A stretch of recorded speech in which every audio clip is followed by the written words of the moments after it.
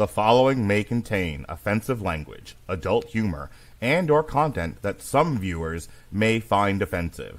The views and opinions expressed by any one speaker does not explicitly or necessarily reflect or represent those of Mark Radulich or W2M Network. Please listen with caution, or don't listen at all. There'll be spectacle, there'll be fantasy, there'll be daring do and stuff like you would never see. Be a movie. Yeah, we're gonna be a movie. Starring everybody And me. There'll be heroes bold, there'll be comedy, and a lot of fuss that ends for us real happily. Be a movie. We can watch it all develop. Starring everybody. And me. We'll take the world and set it on its ear. Come on, join in. We're gonna start right here.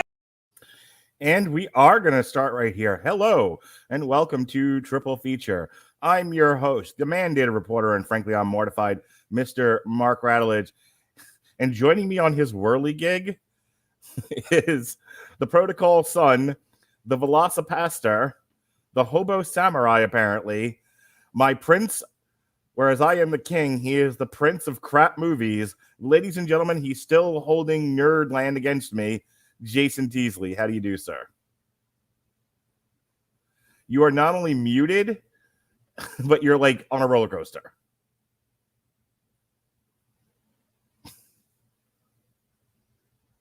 Nope, still can't hear you, bud.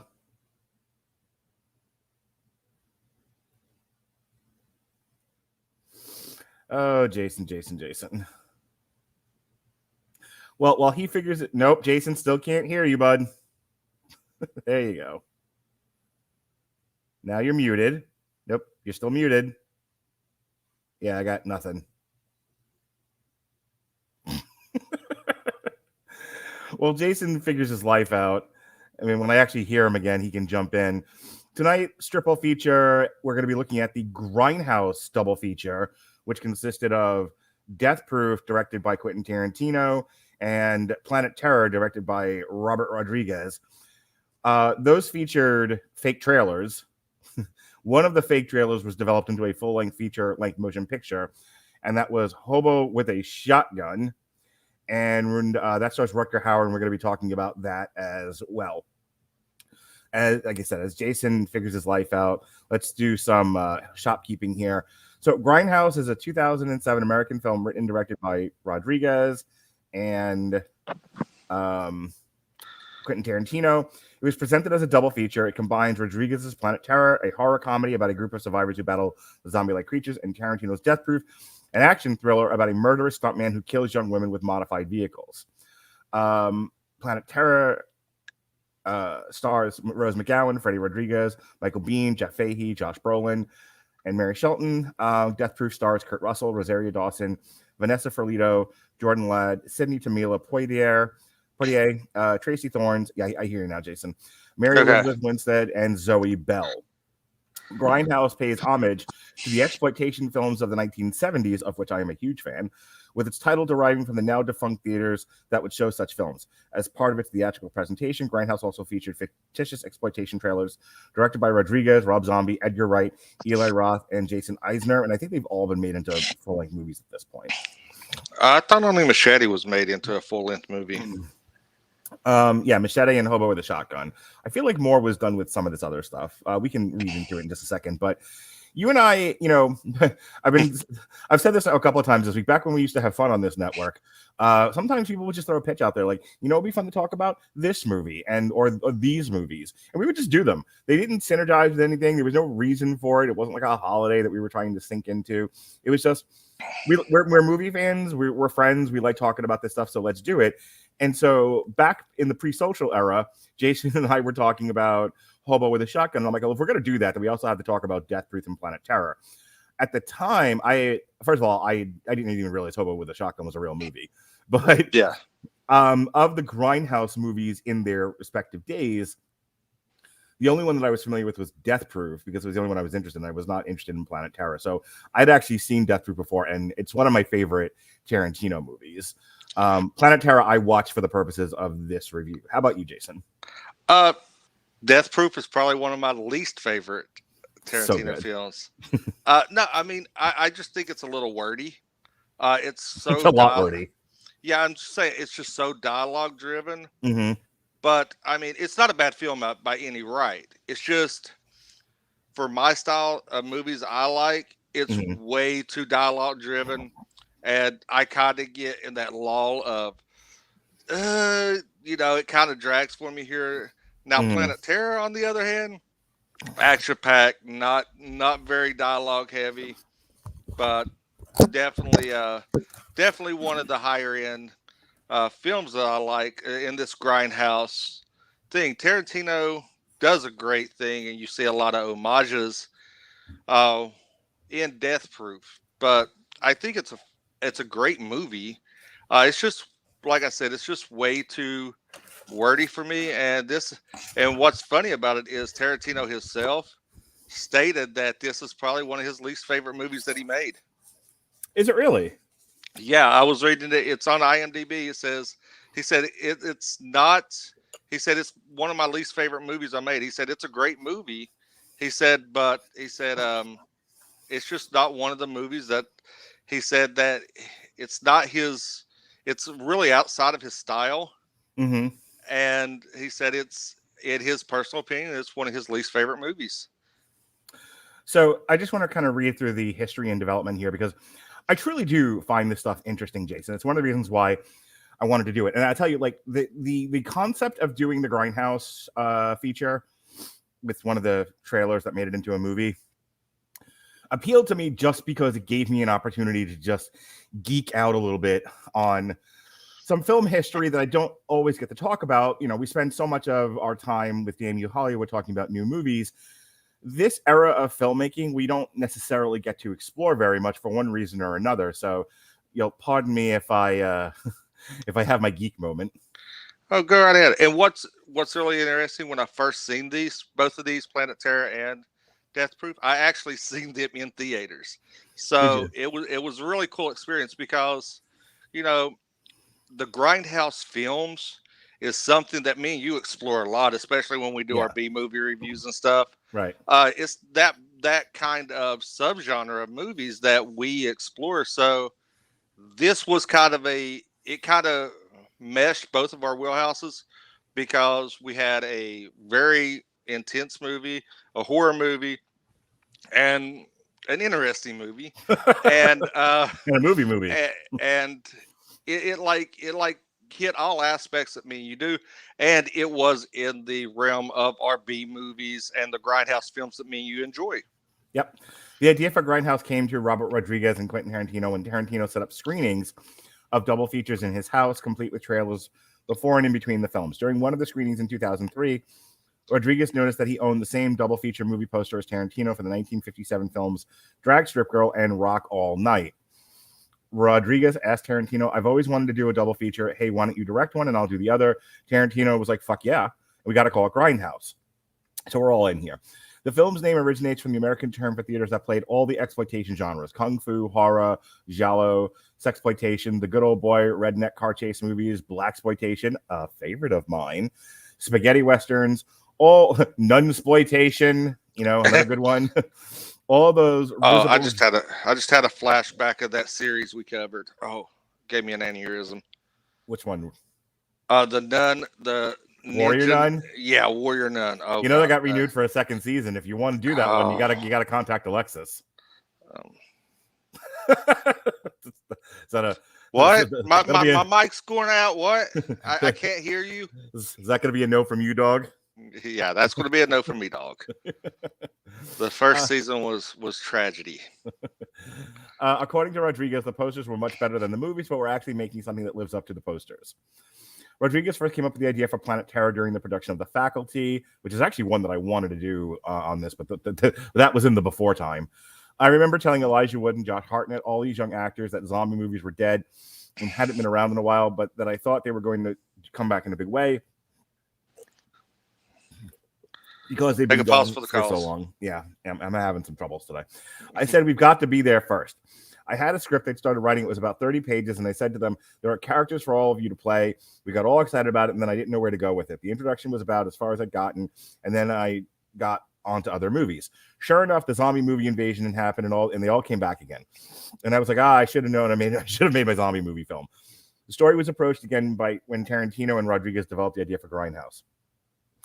As Planet Terror took shape, Tarantino developed a story for Death Proof based on his fascination for the way stuntmen would death-proof their cars. As long as they were driving, stuntmen could slam their cars headfirst into brick walls at 60 miles an hour and survive. That inspired Tarantino to create a slasher film featuring a deranged stuntman who stalks and murders sexy young women with his death-proof car. Can I tell you just right off the bat, this is why we're going to start with this movie first, how much I fucking love that idea. Just as a pitch. Like, again, in my alternate universe role where I am a studio executive in charge of green lighting production, and someone comes in with this pitch, this isn't a long meeting. It's just, yes, here's your check. We're done here. So we don't get the YouTube pitch meeting. No, this is like, hey, I want to make a movie where a stuntman kills sexy broads with the car. You had me at killed sexy broads. So here whatever, you go. Whatever. He had you at stuntman. That's true. You had me at hello. God, I could not remember the name of that movie the other day when I was making that joke. Tarantino remembers I couldn't do a straight slasher film because, with the exception of women in prison films, another one of my favorite genres, there is no other genre quite as rigid. And if you break that up, you aren't really doing it anymore. It's inorganic. So I realized, let me take the structure of a slasher film and just do what I do.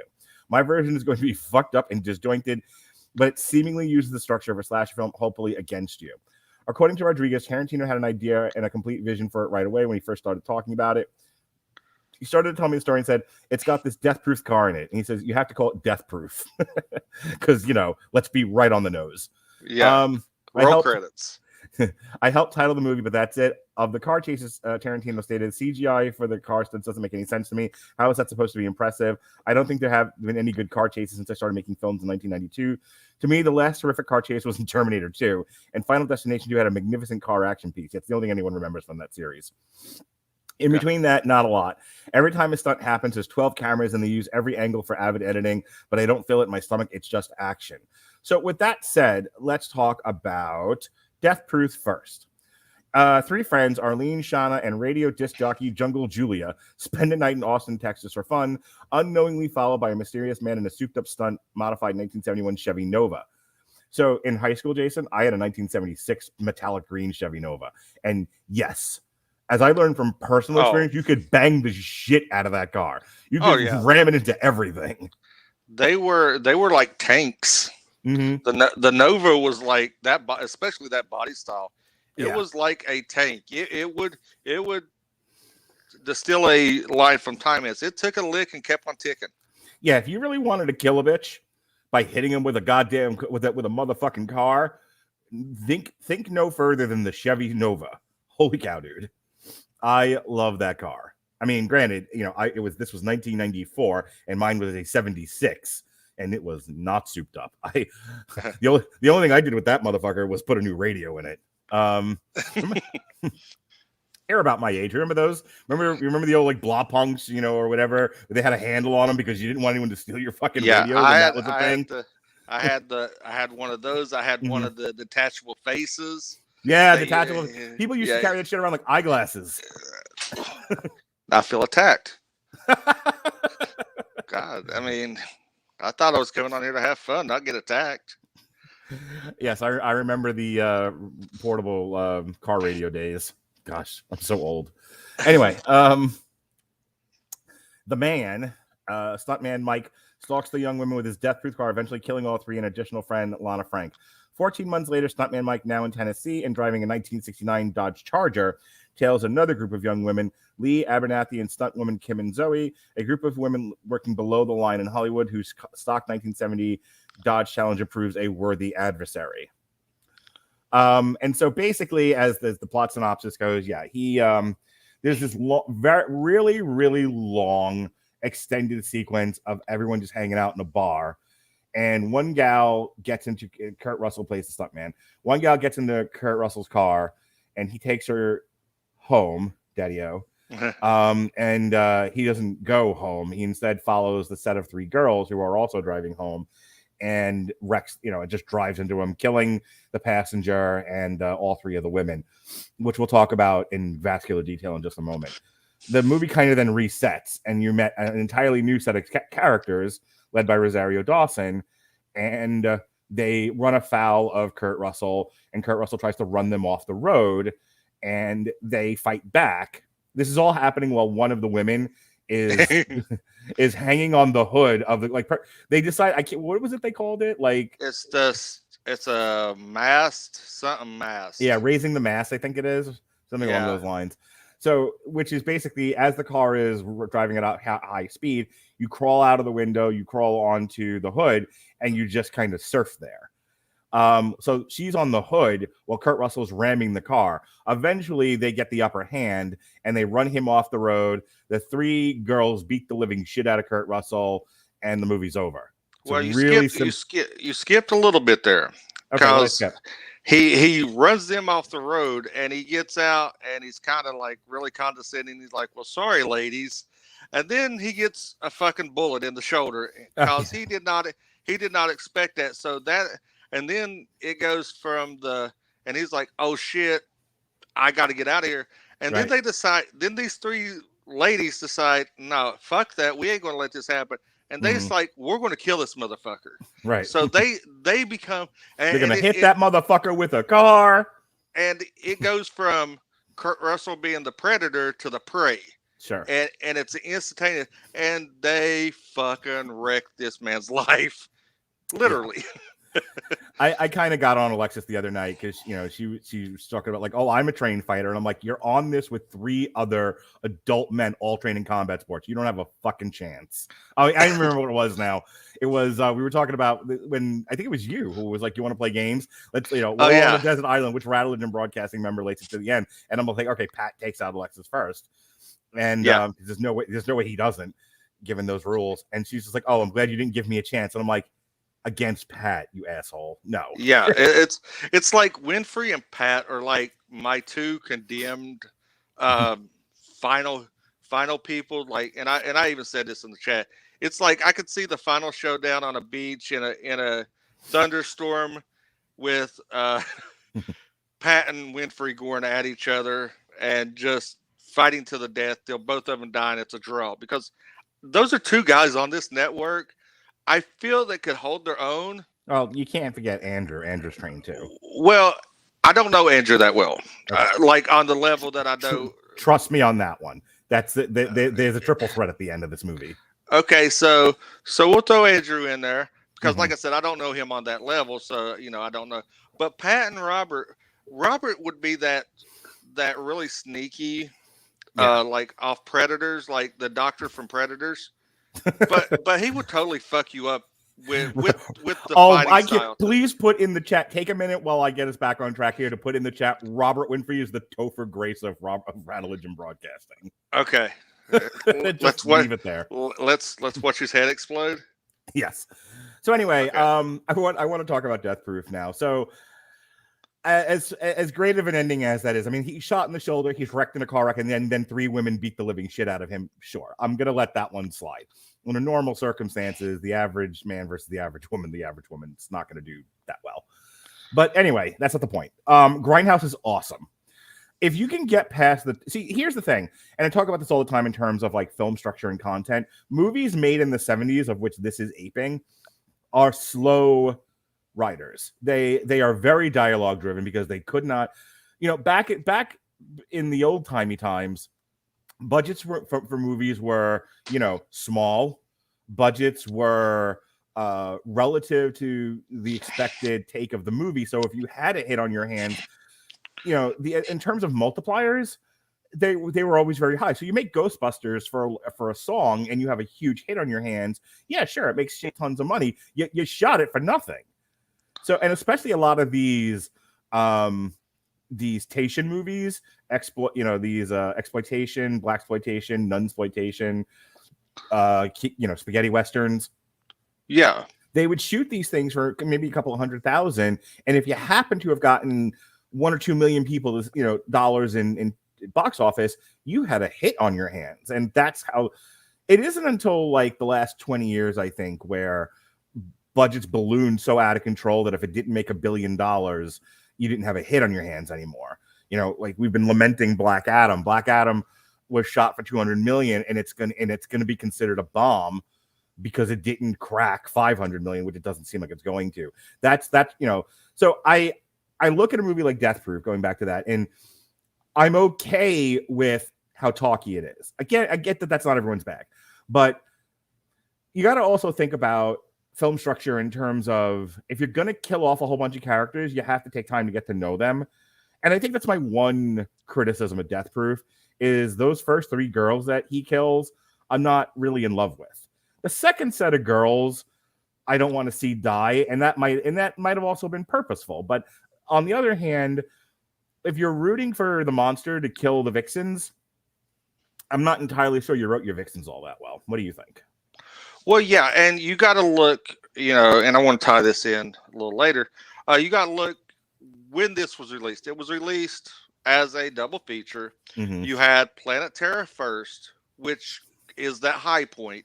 Mm-hmm. Then you need that lull. You need to kind of bring yourself back down. So that's why I think this works if you watch the 2 in order.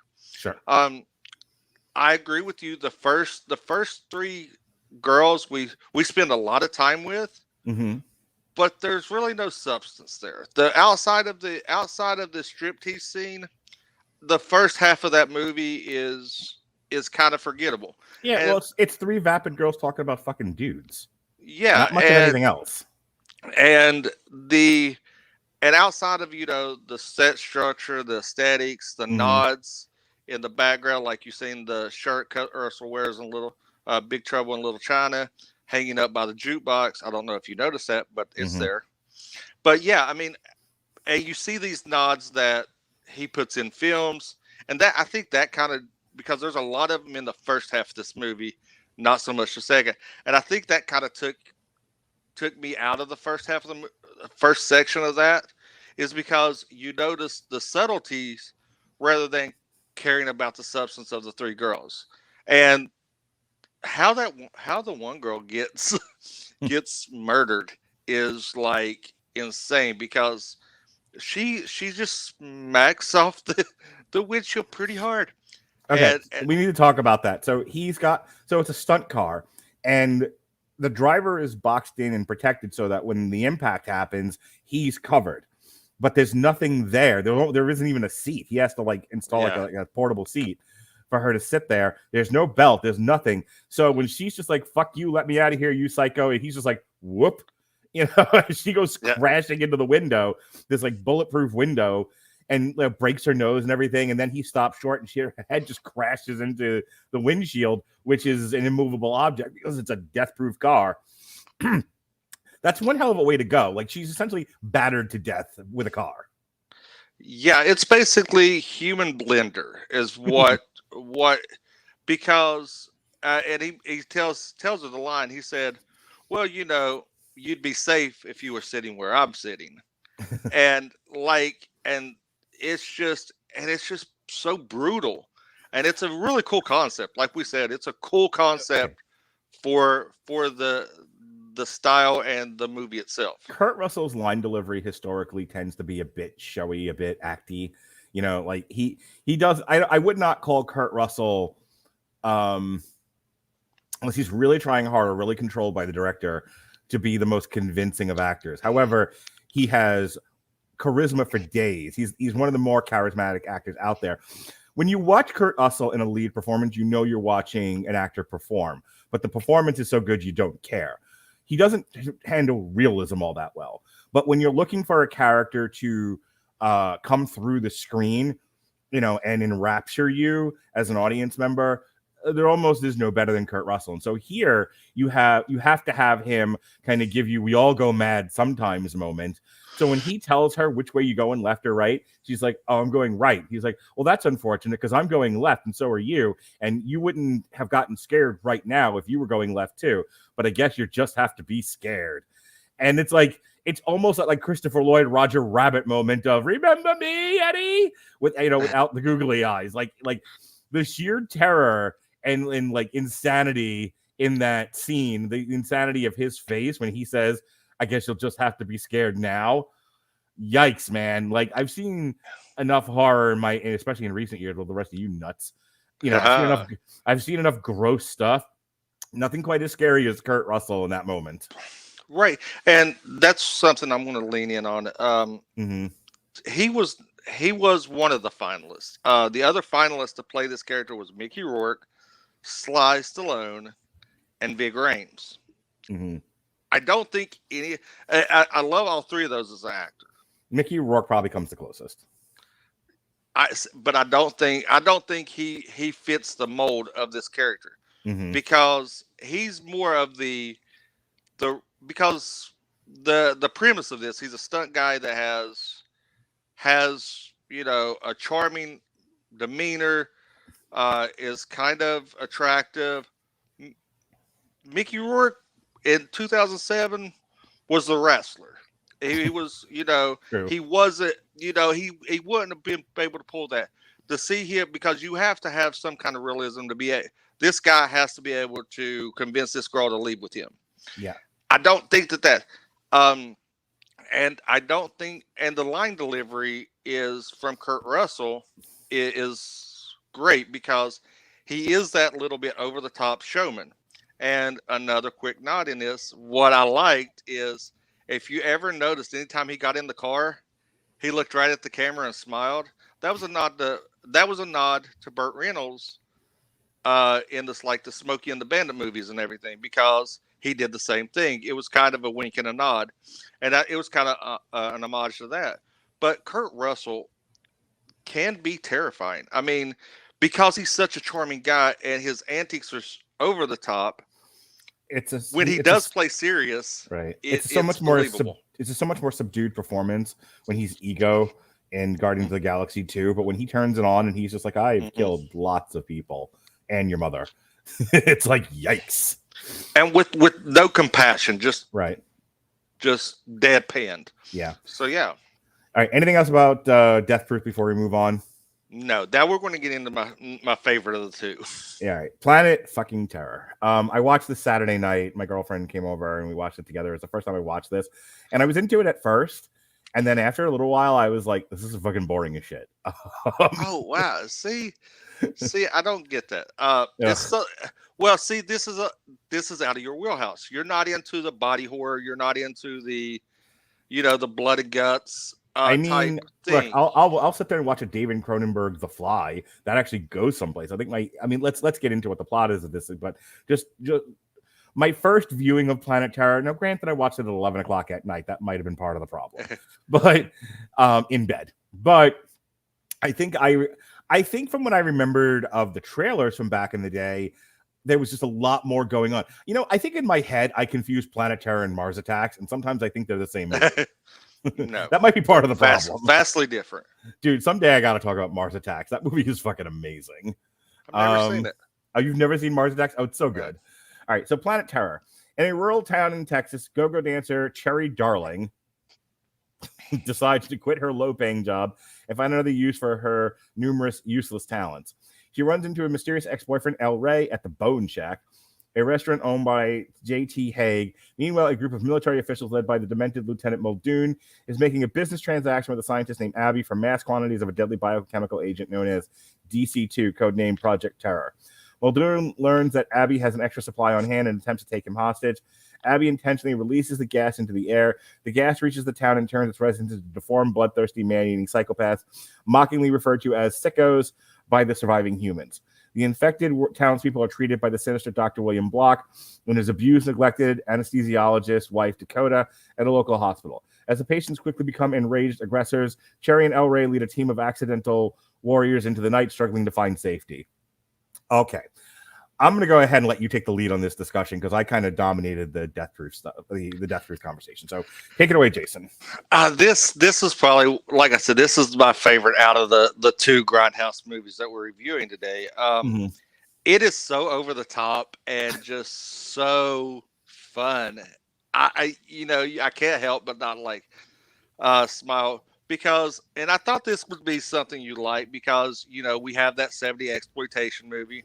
A bitch gets a fucking gun as a leg. How can you not like that? Oh no, that part's great. Rose McGowan with the gun leg is fucking amazing. It's the best part of the movie. that is iconic. I mean, yeah. Please don't get me wrong. That's amazing. Yeah, and it's just, and she's such a badass in this movie, and especially with today's thing, how it's movies are kind of swayed one way. You see these female heroes. Now, this was badass female hero. This is something everybody can get behind because she's a very beautiful lady in this movie, and she has a gun as a leg. Oh, Rose McGowan is beautiful in general. Tits, violence, and a gun leg. You've got every guy from 18 to 45 locked in. Yeah, I can't. Other than a few select group of our friends who tends to run up the down staircase, I don't know a heterosexual man and some homosexual men that wouldn't fight Rose McGowan, who wouldn't kick Rose McGowan out of the bed for eating crackers.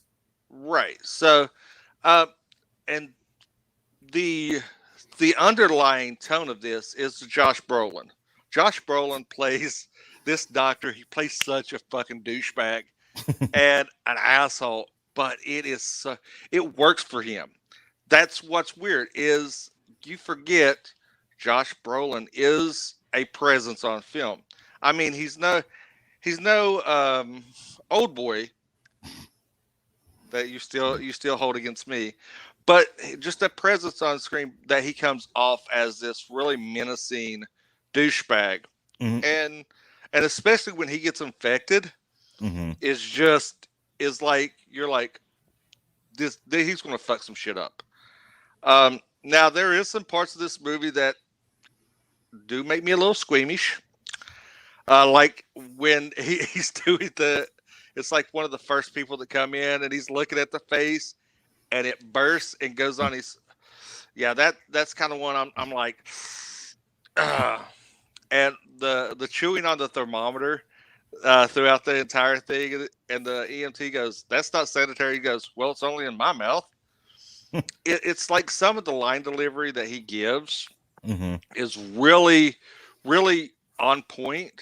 He says it in a joking manner, but it's kind of menacing how he delivers the line.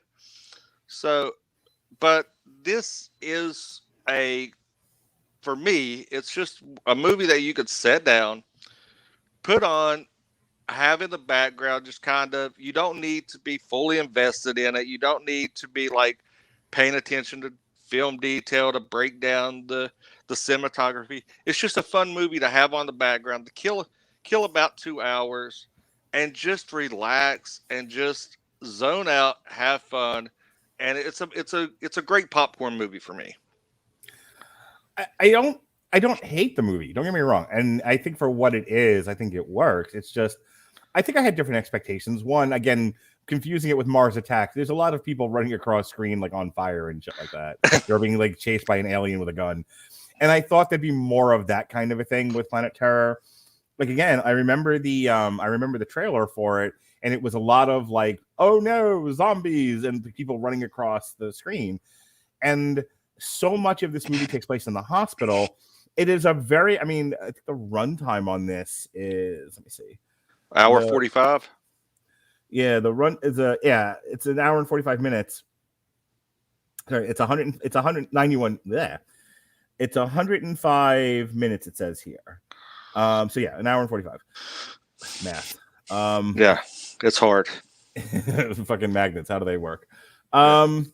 So it feels like it's just slowly paced, and it shouldn't have taken that long to get to zombies. And I think the other thing about it is, and I'm not like a gorehound or anything, but I think for a movie like this, I was expecting more gross blood explosions, and there wasn't really enough of that. Well, we get that in Hobo with the shotgun. Yeah, we do. But as far as like performances go, Rose McGowan's great in this. Josh Brolin, as you said, is appropriately menacing. That poor nurse wife, Dakota, that he abuses through this thing, I think gives a really good performance.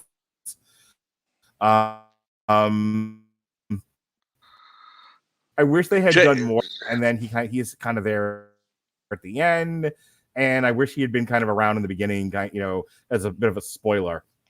But yeah, I don't have that much more to add to Planet Terror.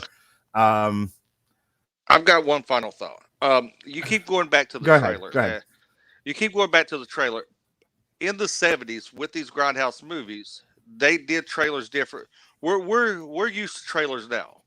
Back then, it's just like the movie posters. You get a big star. You are very deceiving with your movie trailer and your poster. Back then, you get a big star. You plaster them on the poster. Like Rutger Hauer. Right. You want to build up anticipation in the trailer without really giving anything away. What trailers need to do now. So you get a anticipation to get the, basically in pro wrestling terms, you want to talk people into the arenas. Once there, they've already spent their money, so you can do whatever the hell you want. They've already bought their ticket. So that was a big ploy with a lot of these movies, is a lot of bait and switch with movie posters and trailers showing you one thing and giving you something completely different. All right, so let's talk about the trailers for a moment. So before each segment, trailers advertising fake films are shown, as well as vintage theater snipes and an ad for a fictional restaurant called Acuna Boys. According to Rodriguez, Tarantino had the idea to film fake trailers for Grindhouse. I don't even know about it until I read it in the trades. It said something like Rodriguez and Tarantino doing a double feature, and Tarantino says it's going to be fake trailers. And I thought, there are? It sounds like something that would go on with us. Yeah. Rodriguez and Tarantino had originally planned to make all the film's fake trailers themselves. According to Rodriguez, we had so many ideas for trailers. I made Machete. I shot lobby cards and poster and cut the trailer and sent it to Quentin, and he just flipped out because it looked so vintage and so real. He started showing it around to Eli Roth and to Edgar Wright, and they said, can we do a trailer? We have an idea for a trailer. We were like, hey, let them shoot it. If we don't get around to shooting ours, we'll put theirs in the movie. If theirs come out really great, we'll put it in the movie to have some variety. Then Rob Zombie came up to me in October at the Scream Awards and said, I have a trailer, Werewolf Women of the SS. Let me just stop right there. Yes. Blank of the SS is a common thing in this era of filmmaking. It's so like, that's such a great, like, ode, like it's such like a film fan thing to do. Yes. Oh my God, I want to make an Elsa the She-Wolf of the SS knockoff trailer type of thing. That's like a fan thing to say. Yeah, and because if you go back in film libraries, you'll find that moniker on, I'm going to say probably at least 150 films. At least. I just love that. Like, as a film fan, I'm like, oh, good, my people. I said, say no more. Go shoot it. You got me. Each trailer was shot in 2 days, while Wright and Roth shot only what ended up on screen. Zombie shot enough footage to work into a half-hour film and was particularly pained to edit it down. Some Canadian screening releases included the South by Southwest winning trailer Hobo with a Shotgun, which we will talk about momentarily. Yes. So some screenings of Grindhouse, mainly in Canada, also featured a fake trailer for a film titled Hobo with a Shotgun. The trailer, created by Dartmouth, Nova Scotia filmmakers Jason Eisner, John Davies, and Rob Cotterill, won Robert Rodriguez South by Southwest Grindhouse Trailers contest. In the trailer, David Brunt plays a vagabond with a 20-gauge shotgun who becomes a vigilante. In the trailer, he is shown killing numerous persons, ranging from armed robbers to corrupt cops to a pedophilic Santa Claus. The trailer was available in certain selected movie theaters in the U.S. and Canada. In 2010, the trailer was made into a full-length feature film starring Rutger Hauer as the Hobo, with Brunt playing a dirty cop. Hobo with a Shotgun was the second of the Grindhouse fake trailers to be turned into a feature film. The other one was Machete. The film was released March 25th, 2011 in Canada, April 1st on American home video demand, and May 6th in U.S. theaters. All right, so let's talk about Hobo with the Shotgun. The Batman origin story that should have happened. So this thing was made on a budget of $3 million. It didn't even make $1 million. None of these made money, by the way. None of them. Not a single one. Which is a shame. But again, this is such a niche film thing. But it's more of the cult following. Yeah, sure. All right, so an unnamed hobo arrives by boxcar in the city of nothing beats the hobo life, stabbing folks with the hobo knife. It's a graffiti welcome sign reading Scumtown. The city is ruled over by a crime lord named the Drake and his sadistic sons Ivan and Slick. The hobo sees an amateur filmmaking shooting a bum fight style movie. A bloody man named Logan, the Drake's younger brother, screams for help. The Drake and his sons arrive and label him a traitor to the townspeople for publicly decapitating him with a barbed wire noose attached to a moving car. Wishing to buy a lawnmower in a pawn shop, the hobo begs for change on the sidewalk. However, after seeing a group of punks drag in a homeless man, he sneaks into Drake's nightclub. Inside, the brothers and their henchmen torture and kill the homeless people in arcade-style games. Slick begins harassing a boy named Otis who owes him money, and Ivan snaps Otis's arm. A prostitute named Abby, there's always a prostitute in these movies, by the way. Yeah. You can't just have regular women. Any starring woman has to be a prostitute. Defends Otis. Slick prepares to kill her, but the hobo knocks him unconscious and carries him to the police station. There he learns of the police chief's corruption and complicity in criminal activities. The brothers in chief carve scum into his chest and throw him into a garbage bin, which he somehow lives through. He meets Abby, who helps him recover. The next day, the hobo goes to the filmmaker and completes a series of degrading acts, including chewing glass to get enough money to buy the lawnmower. After getting his money and entering the pawn shop, a trio of robbers enter and holds a woman and her baby hostage. The hobo grabs a shotgun from the shelf and kills the robbers. Realizing that Hopetown needs justice, because of course he does, he buys the shotgun and proceeds to kill dozens of criminals, including the filmmaker, a pimp, a coke lord, and a pedophile dressed as Santa Claus. The Drake, infuriated, lets his sons loose. They enter a school bus and kill the 14 children inside with a flamethrower who were friendly to hobos, and burst into a television station to kill the anchorman during a live broadcast for expressing his appreciation of the hobo. They demand that all the homeless people be killed, and a mass killing of the town's homeless is launched. The Drake then joins them and orders the hobo to be brought to him. Yeah, I feel like if you made hobo with a shotgun now, people would be cheering for the homeless to be killed. I just feel like that's where we are in the culture. Well, I mean, it's basically, if you want to really think about this, this was the purge before the purge. Yes, which more and more people seem to be in favor of the purge, which was not the point of those movies. As Abby is walking home, a cop attempts. Purge. Okay. The hobo kills him, and Abby smuggles the hobo past the group in the shopping cart covered with the cop's remains. The pair are spotted by Otis, who informs Slick and Ivan. Back at her apartment, the hobo tells Abby of his plan to start a lawn mowing business, which she enthusiastically supports. Ivan and Slick enter and attack the two, wounding Abby. The hobo overpowers Slick, holds him at gunpoint, and forces Ivan to leave. The hobo then shoots Slick in the groin and takes Abby to the hospital. Slick manages to call the Drake before he is taken to hell in a burning school bus. The Drake, mourning the death of his favorite son, summons the Plague, a duo of armor-clad demons named Rip and Grinder. Well, this is where the film gets silly. While Abby is recovering, the hobo visits... Hold on. This is where the film gets silly? Yes, this is where the film loses me. While Abby is recovering, the hobo visits the maternity ward and delivers a monologue to the babies. Sure. As you do. Like you do. The Plague slaughter all staff who make assistance for the hobo. When he returns to Abby's room, the Plague capture and deliver him to the Drake, who plans to publicly execute him. Recovered, Abby returns to the pawn shop for weapons, attaching an axe to the hobo's shotgun and retrofitting the lawnmower into his shield. She arms the crowd to free the hobo and bring down the Drake. She confronts the Drake, holding Ivan hostage. The Drake shoots and denounces him in disappointment. In the ensuing fight, Abby kills Grinder. Although Drake severs Abby's hand with the lawnmower shield, she stabs him repeatedly with her exposed arm bone and incapacitates him. Rip tries to persuade Abby to be his partner, but the hobo drives him off. The townspeople yell, "Avengers, assemble!" Motivated by Abby's bravery, show up with their own weapons and proceed to aim them at the shocked police, who demand that they leave the area. Seeing the police will kill the people they fail to protect against the criminals, the hobo tells the Drake that on their upcoming ride to hell, "You're riding shotgun," and blows his head off. The police shoot the hobo, and the people avenge him and turn their guns on the police. Both groups shoot each other while the hobo dies and Abby's screams are heard. The corrupt police are killed, and Drake's influence in the town comes to an end. And there are rainbows and doves and all kinds of bric-a-brac. Well, we know what the real townspeople said. Evil dies tonight. They did say evil dies tonight. Also defund the police. I'm just gonna say this. I don't have a whole lot to say about this movie. This movie does not need a tremendous amount of whatever. Criticism. This is cinematography history. Cinema history is what you're trying to babble.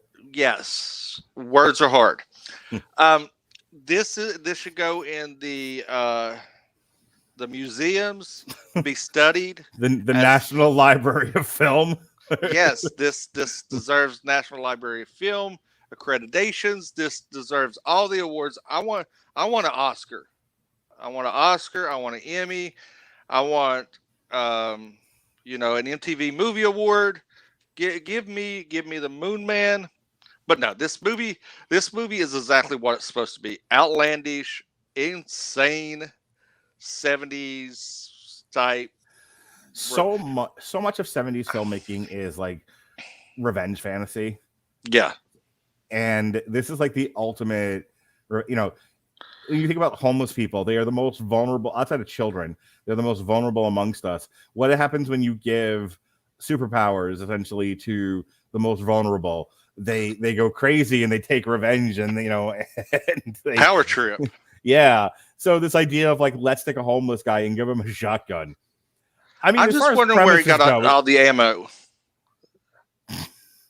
Because that's a lot of ammo that he used. And I mean, he had to do some pretty degrading stuff to get $40 to try to buy the lawnmower. Mm-hmm. I want to know where he got the ammo because he doesn't pick up ammo when he leaves the pawn shop. Well, you missed the scenes of him robbing the Avon Barksdale crew. Well, what I figured it was like Resident Evil. You just pick up ammo as you kill people. Right. Or if you're down on your health, you pick up like a Red Cross box. Right. Yeah. I mean, that's kind of what I would assume would happen. So you've seen RoboCop, right? And how ridiculous the villains are in that movie. Yes. So RoboCop's excellent. Yes, it is. RoboCop has that like 70s exploitation style aesthetic to it, where the villains are over the top, the action is bloody and gross, and Hobo with a Shotgun is right out of like that. The Drake is ridiculous. The Drake has no menace to him. He's just like it's like Joker, but without any depth. He's just over the top, silly, violent. It's evil evangelistic. Is what I seen. He was like an evil evangelist. Yeah, they have the two dopey sons, and they have no moral compass at all. They're just pure evil, but they're not like gothy pure evil. They're like stupid pure evil. Like, oh, it's fun to kill people, yay! They're jocks they're spoiled rich kids. Which in this late 70s, early 80s, you probably seen that kind of model, right? Of the upper crust of kids that were really pretty much thought that they were above everything. They could do anything they wanted because they had money. And that's kind of the vibe I got with the two sons. Yeah. Because, they do murder people. The bumper car scene is like my favorite part. Outside of the best line ever delivered in a movie, I have to go wash this man's asshole out of my mouth. Yeah, if I had a nickel. So anyway, it's just how he delivered the line and just how he delivered it, because she's sitting there covered in blood and he just goes, I have to go wash this man's asshole out of my mouth. We were having this whole long discussion, almost 3-hour discussion last night about Black Panther Wakanda Forever. Oh, God. It is a reminder. Yeah, it is a reminder of how soulless a lot of, modern movie making is today. Hobo with a Shotgun reminds us that film can be a lot of fun, and that sometimes when you don't care about your audience, you just you're making a thing. Whoever finds it, whoever watches it, whatever loss you take on it, you take. But you just want to have the fun and fulfilling the fun and fulfilling experience of making something in your imagination come to life on screen, and it takes you to the place of saying, I have to wash this man's asshole out of my mouth. I truly appreciate that. That is why I come to the movies. I don't think it's so you don't care about your audience, because this is a niche audience. Well, I say you care about your audience, like you're not trying to sell this to women, children, and men, 18 to 40. You are selling this to the sliver of people who would enjoy this sort of thing. It's a very specific demographic that enjoys this, like sociopaths like myself. Yeah. And Winfrey, and Pat. God, we have a lot of sociopaths on this network. But it's films like this that gain a cult following, and that's how Machete got made. Because when the trailer was seen, there was just so much buzz and talk about that trailer itself that they decided that it got more buzz than the actual movies. So that's what convinced him to make it into a full-length movie. Plus Danny Trejo. But that's this movie. You don't make these movies for big lifetime achievement awards that's going to be that's going to make billions of dollars in theaters.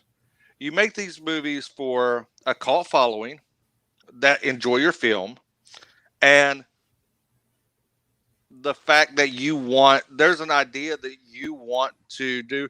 And you see this a lot more because you see a lot of bigger name actors doing indie films. This is basically the director's indie film that they want to just do a passion project for them. Sometimes a big name director, they have enough money to back a passion project. That's what these three movies are.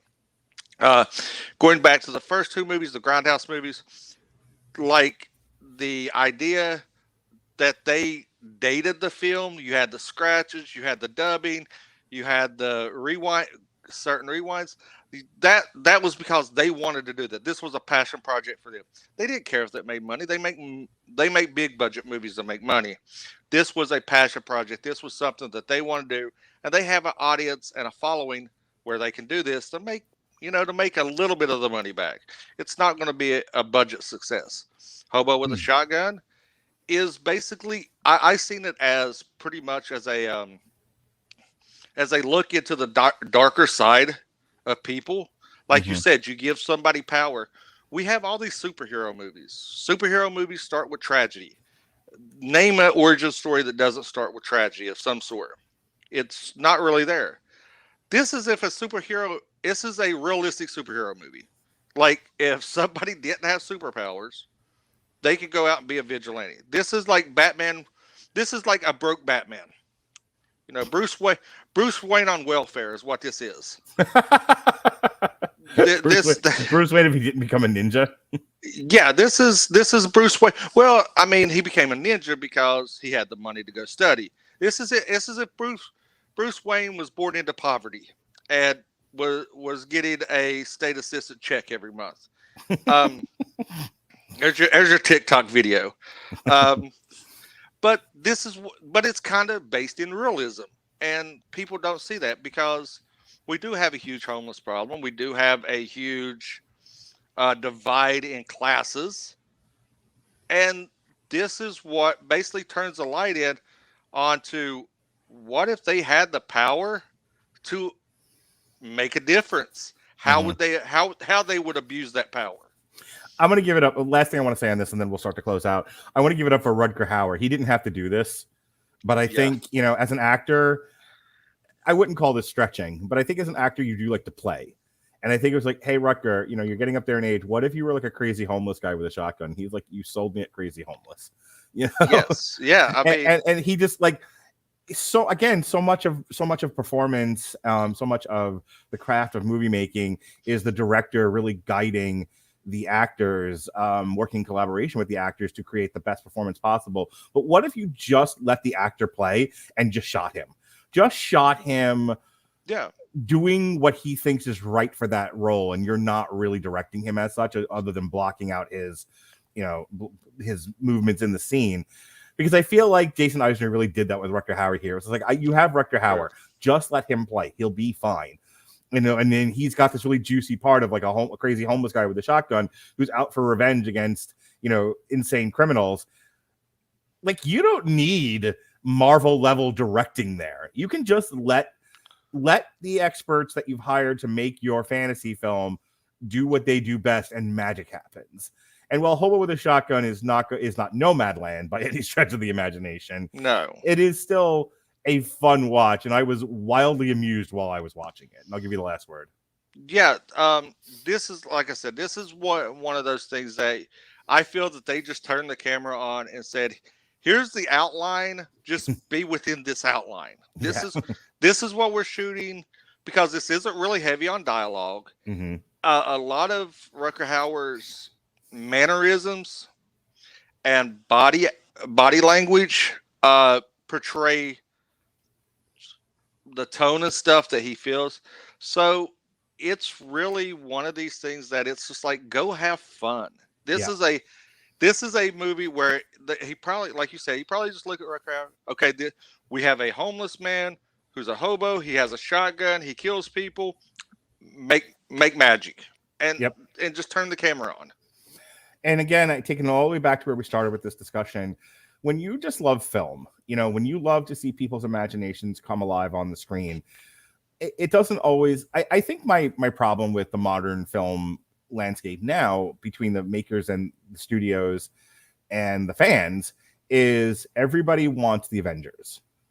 And there was a time before the Avengers where, sure, you had your Jawses, your Raiders of the Lost Ark, your Star Wars, but you had so many other little crazy pictures, things you would have never even thought of. Like, I talked about this recently. I may have been on a date, may have been on a podcast, may have been on both. But I remember I was talking to a 21-year-old girl, and I was like, so, no, it wasn't her. It was somebody else.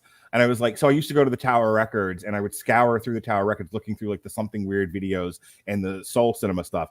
Not a single word I said was understood. Not a one. You probably was Charlie Brown's teacher. Yeah. Didn't know what Tower Records was, didn't know what Something Weird was or what that represented, had no clue what Soul Cinema was. And I'm like, Tower Records, Walmart for records and DVDs. And I had to explain that there was this whole culture of which this comes from, rounding it all the way back to the beginning, this culture of like drive-in movies, stag reels, drive-in movies, movies that were that were local, regional films. Like you might get a reel of a movie that doesn't make it out of the Southwest. And then once it comes off the projector, this kind of sits in a warehouse for years on end. A lot of that stuff got bought up and collected and became the Something Weird collections. My first experience with a nudie cutie was one of those movies. It was something like not Amazon Women on the Moon, but it was something about naked women in space. That does not surprise me that you would purchase a movie called Naked Women in Space. Yeah, I don't think it was called Naked Women in Space, but it was definitely a Naked Women in Space movie. Does not surprise me. It was a nudie cutie, by the way. It was a type of genre of film. You ever experienced the nudie cutie, Jason Teasley of the Screaming Boy podcast? That was a Screaming Boy podcast. I went back. Me and you grew up in the same era. We grew up experiencing a lot of the same similar life experiences, and that's what's really weird, is because I think me and you grew up in one of the best generations, because we was pre-internet, grew with the internet, and now we have the technology age, and we've seen all the differences, but we can still have that nostalgic values that we go back to growing up, that we could remember Tower Records, we can remember going to the mall. Oh my God, Sam Goody, because Goody got it. Remember that? The overpriced cassette tapes. Oh God! Remember the cassette tapes that came in like the plastic thing that had to be like unlocked? Yes. Yeah, the little like flap in the front. They had to do that special key. Yeah, and this is something that a lot of people probably do not even realize. Growing up, me and you growing up, we seen the era of ratings on music, ratings on video games. Two Live Crew, Two Live Crew was the first censored band that that created the music labels that you see that and pretty much and Madonna. Remember that movie Madonna had that was NC-17? Like Justify My Love or some shit. I don't know. Remember that? And she had like the picture book that was called Sex. Yeah, we did that. That's how you got movie ratings, because a lot of movies were just PG, R. But that was the fun of going into mom and pop shops or the Tower Records was in the when DVDs first became a thing. In order to have stock to sell, again, a lot of that old footage was bought up by different producers, and it was cheap content to make. They threw the stuff They digitized the stuff. They threw it on a DVD. They threw a $20 price tag on it and sent it to the Tower Records. Soul Cinema, same thing. A lot of those old 70s blaxploitation movies that you'd only find in like local theaters or your drive-ins. The whole drive-in culture was its own thing. I was thinking about this before the show started. When you think about like the 60s and the 70s, your parents were home. So if you have the kids of the greatest generation, they've got cars, they've got freedom for the first time, in America. You have the ability to have a car, drive around. We're in peacetime. We're in an age where American families are flush. Everyone has money, more or less. And so you've got you've got your youth, your good looks, and your car, and you're out there with a babe. You can't bring your babe back to your house. Your fucking parents are home. They never left. So where would you go? Where would you bring your babe for a little bit of necking? You go to the drive-in.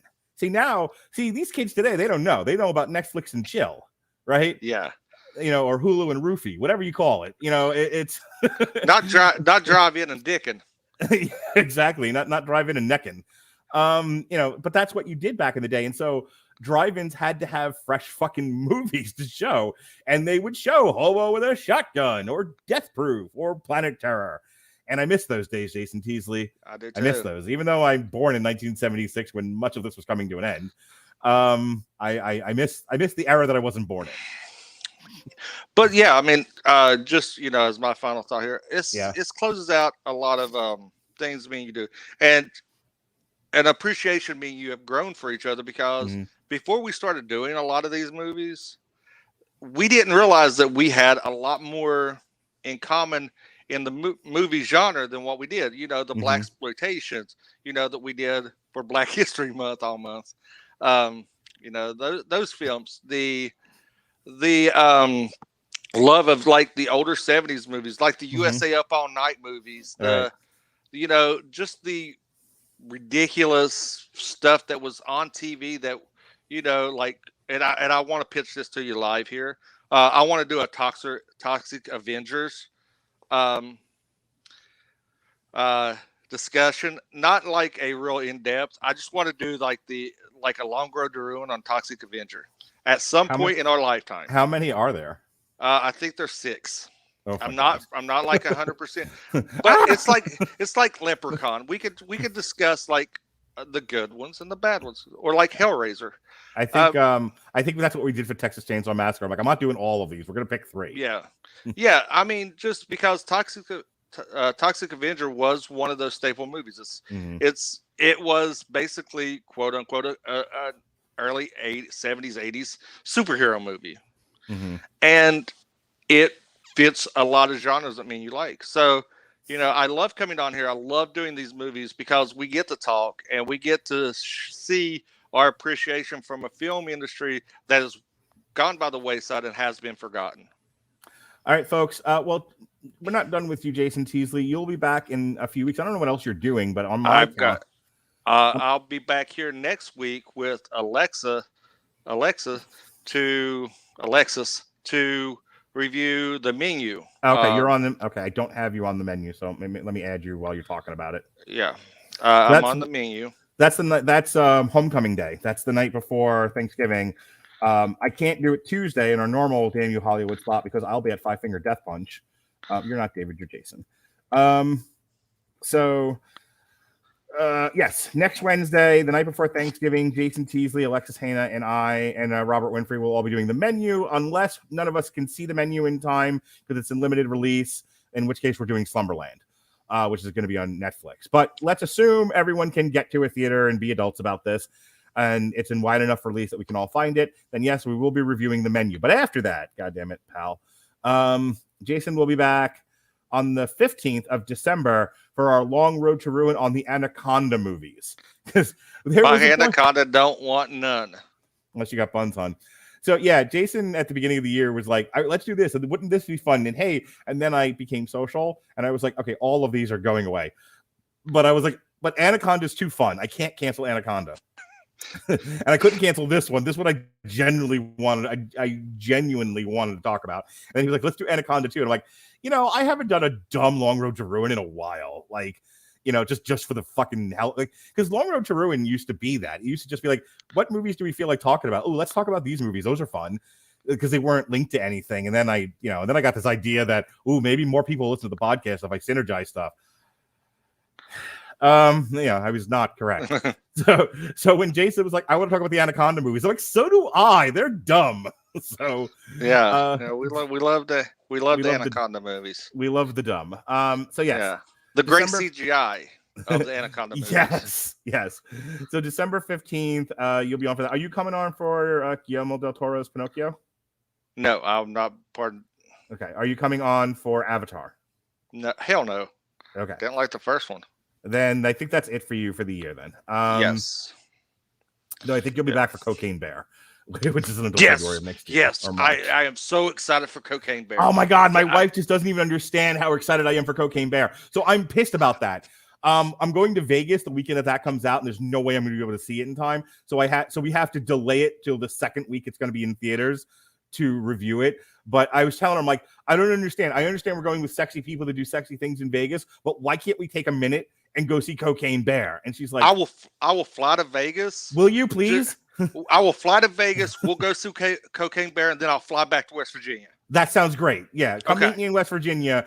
Come meet me in Las Vegas. Get me away from the sexy people so we can go see Cocaine Bear, because I really care. Person. Because I care, then stay for the sexy party. I don't really care. But as long as I have someone to go see Cocaine Bear with, because I don't give a shit about the sexy party. Okay.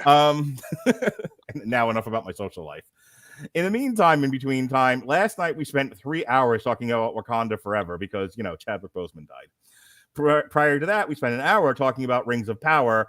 We really didn't necessarily talk about Rings of Power. We talked a lot about The Critical Drinker, though. Tonight, we're continuing our journey from the corner to the deuce, the great works of David Simon, this time focusing on The Wire Season 4.